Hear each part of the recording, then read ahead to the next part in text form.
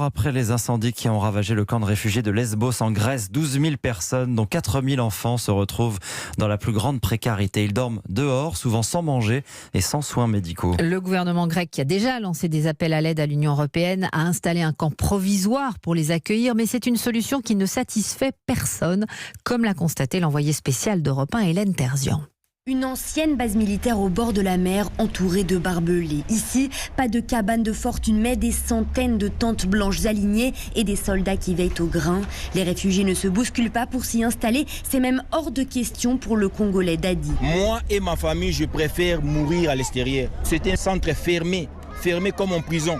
Nous ne sommes pas des criminels. Si vous entrez là-bas, il n'y a pas de sortie. Pour les milliers de réfugiés toujours entassés sur la route, la promesse de vivre dans des conditions plus dignes ne les fera pas changer d'avis. L'Afghane Samira implore qu'on la laisse quitter cette île.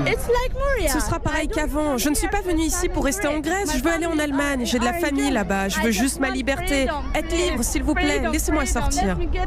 Depuis le port de Plaisance voisin, les habitants scrutent impuissants le déplacement des réfugiés vers ce nouveau camp qui ne changera rien, regrette Anna. Ce n'est pas la solution. Construire un camp, ça n'a pas marché. Les réfugiés veulent partir, trouver un travail, une maison. Et nous voulons être en sécurité, retrouver notre vie d'avant. C'est dangereux des deux côtés. Les migrants ont brûlé l'ancien camp, affirme-t-elle. Ils feront sans doute pareil dans le nouveau. Sur l'île de Lesbos, Hélène Terzian, Europe.